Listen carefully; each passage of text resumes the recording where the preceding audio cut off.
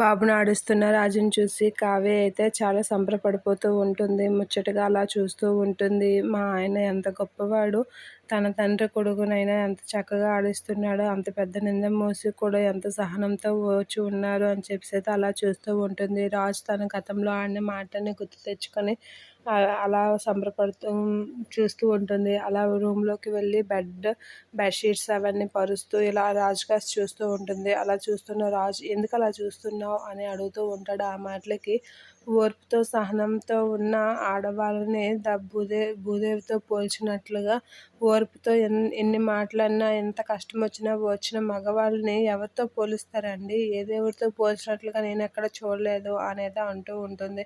ఆ మాటలకి నాకదేం తెలీదు అనేది రాజు అంటూ ఉంటాడు. ఆ తర్వాత కావ్య బాబు ఉయ్యాల అవి సర్దుతూ ఉంటుంది. సర్దుతూ రాజుగా అలా చూస్తూ ఉంటుంది.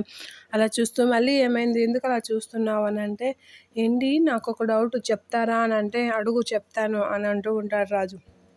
మీరు మీ అమ్మ పోలిక, ఈ బాబు ఏంటండి మీ నాన్న పోలిక అని అంటూ ఉంటుంది. ఆ మాటలకు రాజు ఒక్కసారిగా అలా చూస్తూ ఉంటాడు.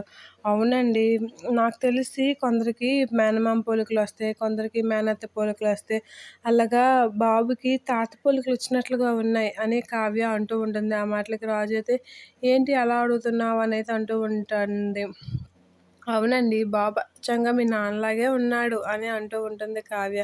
ఆ మాటలు వినగానే అయినా మిమ్మల్ని చూస్తే నాకు జాలేస్తుందిలేండి అనేది అంటూ ఉంటుంది. ఇక రాజు అంటాడు, నాకు నాకు నిన్ను చూస్తే జాలనిపిస్తుంది. నువ్వు నీ ప్లేస్లో అనామిక, స్వప్న లాంటి వాళ్ళు ఉంటే ఇక అందరినీ కలిపి జైల్లో వేసేవారు. అలాంటిది నువ్వు సహనంతో ఓర్చుకొని ఉన్నావు అని అంటే తప్పదు కదండి అనేది నీరసంగా అంటూ ఉంటుంది కావ్య. ఏంటి అంత నీరసంగా అన్నావు అని